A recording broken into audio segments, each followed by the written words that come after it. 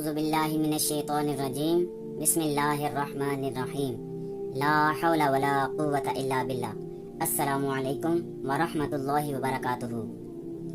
الحمدللہ، آج ہم عقیدہ ختم نبوت پر مزید بات کریں گے، کیونکہ یہ ہمارے دین کی بنیاد، ہمارے ایمان کی روح اور ہماری امت کی شناخت ہے۔ یہ وہ عقیدہ ہے جس پر ہماری دنیا اور آخرت کی کامیابی موقوف ہے۔ ختم نبوت کا عقیدہ ایک نظریہ نہیں ہے، بلکہ وہ چمکتا ہوا چراغ ہے جس کی روشنی نے صدیوں سے دلوں کو منور کیا، جس کی حفاظت پر صحابہ کرام نے اپنے خون کے نذرانے پیش کیے اور جس کے لیے امت مسلمہ کا بچہ بچہ اپنی جان قربان کرنے کا عزم رکھتا ہے۔ تو آج ہم بات کریں گے کہ ختم نبوت کے اس مقدس عقیدے پر صحابہ کرام علیہم الرضوان کا کردار کیا رہا، انہوں نے اپنے ایمان و عمل سے اس کی حقانیت کو کیسے ثابت کیا۔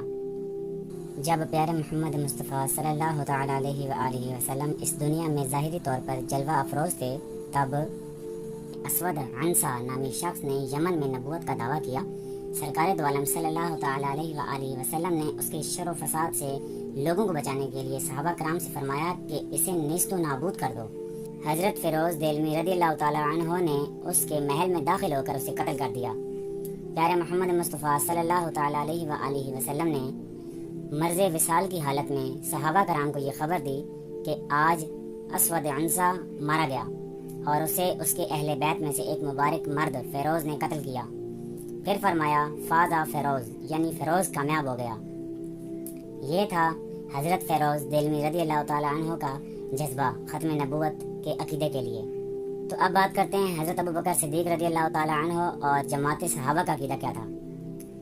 حضرت ابوبکر صدیق رضی اللہ تعالیٰ عنہ نے رسول کریم صلی اللہ تعالیٰ علیہ وآلہ وسلم کے زمانے میں نبوت کا جھوٹا دعویٰ کرنے والے مسلمہ کذاب اور اس کے ماننے والوں سے جنگ کے لیے صحابی رسول حضرت خالد بن ولید رضی اللہ تعالیٰ عنہ کی سربراہی میں 24,000 کا لشکر بھیجا، جس نے مسلمہ کذاب کے 40,000 کے لشکر سے جنگ کی۔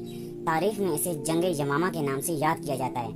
اس جنگ میں 1200 مسلمانوں نے جام شہادت نوش فرمایا، جن میں 700 حافظ و قاری قرآن صحابہ بھی شامل تھے، جبکہ مسلمہ کذاب سمیت اس کے لشکر کے 20,000 لوگ ہلاک ہوئے اور اللہ پاک نے مسلمانوں کو عظیم فتح نصیب فرمائی۔ اچھا، یہاں پر ایک بات بڑے قابل غور ہے۔ آپ خود سوچیں کہ پیارے محمد مصطفیٰ صلی اللہ تعالیٰ علیہ وآلہ وسلم کے 10 سالہ مدنی دور میں کل 74 جنگیں ہوئیں، جن میں کل 259 صحابہ شہید ہوئے، جبکہ مسلمہ کذاب کے خلاف جو جنگ یمامہ لڑی گئی وہ اس قدر خون ریز تھی کہ صرف اس ایک جنگ میں 1200 صحابہ شہید ہوئے۔ ختم نبوت کے معاملے میں جنگ یمامہ میں 24,000 صحابہ کرام کے شریک ہو کر اور 1200 صحابہ کرام نے اپنی جانوں کے نذرانے پیش کر کے اپنا عقیدہ واضح کر دیا کہ نبی کریم صلی اللہ تعالیٰ علیہ وآلہ وسلم اللہ پاک کے آخری نبی اور رسول ہیں۔ حضور پاک صلی اللہ تعالیٰ علیہ وآلہ وسلم کے بعد کوئی نیا نبی نہیں ہو سکتا، اور اگر کوئی نبوت کا دعویٰ کرے تو اس سے اعلان جنگ کیا جائے گا۔ تو یہ تھی جی بات قابل غور جو آپ کے سامنے پیش کرنا بہت ضروری تھی، کہ صرف 259 صحابہ 74 جنگوں میں شہید ہوئے، لیکن صرف ایک جنگ جو ختم نبوت کے معاملے میں لڑی گئی اس میں 1200 صحابہ شہید ہوئے، یعنی کہ 1200 صحابہ شہید ہوئے۔ اس بات سے آپ کو اندازہ ہو جائے گا کہ ختم نبوت کا معاملہ کتنا حساس ہے۔ اب بات کرتے ہیں پیارے محمد مصطفیٰ صلی اللہ تعالیٰ علیہ وآلہ وسلم کے پیارے صحابی حضرت عمر فاروق رضی اللہ تعالیٰ عنہ کے عقیدے پر، کہ ان کا عقیدہ کیسا تھا ختم نبوت کے معاملے میں۔ حضرت عمر فاروق رضی اللہ تعالیٰ عنہ نے پیارے محمد مصطفیٰ صلی اللہ تعالیٰ علیہ وآلہ وسلم کے وصال ظاہری کے بعد روتے ہوئے عرض کیا، یا رسول اللہ، میرے ماں باپ آپ پر قربان، اللہ پاک کی بارگاہ میں آپ کا مرتبہ اس قدر بلند ہے کہ آپ صلی اللہ تعالیٰ علیہ وآلہ وسلم کو انبیاء کرام میں سب سے آخر میں بھیجا ہے اور آپ کا ذکر ان سب سے پہلے فرمایا ہے۔ یہ تھا جی عقیدہ پیارے عمر فاروق رضی اللہ تعالیٰ عنہ کا۔ تو اب بات کرتے ہیں پیارے محمد مصطفیٰ صلی اللہ تعالیٰ علیہ وآلہ وسلم کے پیارے صحابی حضرت عثمان غنی رضی اللہ تعالیٰ عنہ کے عقیدے کے بارے میں۔ حضرت عبداللہ بن مسعود رضی اللہ تعالیٰ عنہ نے کوفہ میں کچھ لوگ پکڑے جو نبوت کے جھوٹے دعوے دار مسلمہ کذاب کی تشہیر کرتے اور اس کے بارے میں لوگوں کو دعوت دیتے تھے۔ آپ رضی اللہ تعالیٰ عنہ نے حضرت عثمان بن عفان رضی اللہ تعالیٰ عنہ کو اس بارے میں خط لکھا۔ حضرت عثمان غنی رضی اللہ تعالیٰ عنہ نے جواب میں لکھا کہ ان کے سامنے دین حق اور لا الہ الا اللہ محمد الرسول اللہ کی گواہی پیش کرو۔ جو اسے قبول کر لے اور مسلمہ کذاب سے برات و علیحدگی اختیار کرے اسے قتل نہ کرنا، اور جو مسلمہ کذاب کے مذہب کو نہ چھوڑے اسے قتل کر دینا۔ ان میں سے کئی لوگوں نے اسلام قبول کر لیا تو انہیں چھوڑ دیا، اور جو مسلمہ کذاب کے مذہب پر رہے تو ان کو قتل کر دیا۔ یہ تھا جی حضرت عثمان غنی رضی اللہ تعالیٰ عنہ کا عقیدہ ختم نبوت کے بارے میں۔ تو اب بات کرتے ہیں شیر خدا حضرت علی المرتضیٰ رضی اللہ تعالیٰ عنہ کے عقیدہ ختم نبوت کے بارے میں۔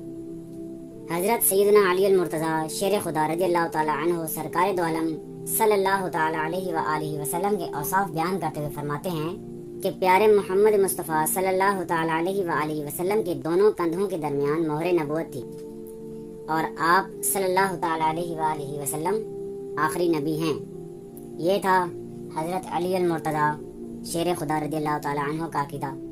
حضرت عبداللہ بن مسعود رضی اللہ تعالیٰ عنہ نے فرمایا کہ اس طرح درود پاک پڑھو، یعنی اے اللہ اپنی رحمتیں اور برکتیں رسولوں کے سردار، متقیوں کے امام اور آخری نبی محمد مصطفیٰ صلی اللہ تعالیٰ علیہ وآلہ وسلم پر نازل فرما، جو تیرے بندے اور رسول ہیں۔ یعنی حضرت عبداللہ بن مسعود رضی اللہ تعالیٰ عنہ نے بذات خود خاتم النبیین کے الفاظ کے ساتھ نبی پاک صلی اللہ تعالیٰ علیہ وآلہ وسلم پر درود پاک پڑھا، اور دوسروں کو بھی اس طرح درود پاک پڑھنے کی ترغیب دلائی۔ تو میرے پیارے محمد مصطفیٰ صلی اللہ تعالیٰ علیہ وآلہ وسلم کی پیاری امت سے میری گزارش ہے کہ ختم نبوت کا عقیدہ کوئی عام بات نہیں، یہ ہمارے دین کی بنیاد ہے، یہ ہمارے ایمان کا کمال ہے۔ آج اگر کوئی اس عقیدے سے روگردانی کرتا ہے یا اس پر شک کرتا ہے تو وہ خود اپنے ایمان کی بنیاد کو کھوکھلا کر رہا ہے۔ اگر آپ کسی گمراہ عقیدے کا شکار ہو گئے ہیں تو آج ہی پلٹ آئیے، اپنے دل کو کھول کر سنیے صحابہ کرام کے ان الفاظ کو، ان کی قربانیوں کو، اور اپنے آپ سے سوال کیجئے کیا ہم ان کے راستے پر ہیں؟ اگر نہیں تو آج توبہ کیجئے، رجوع کیجئے، اور اللہ تعالیٰ کے آخری نبی صلی اللہ تعالیٰ علیہ وآلہ وسلم کے دین پر مضبوطی سے جم جائیے۔ اللہ پاک ہمیں عقیدہ ختم نبوت کی حفاظت کرنے اور اس پر ثابت قدم رہنے کی توفیق و سعادت عطا فرمائے، آمین۔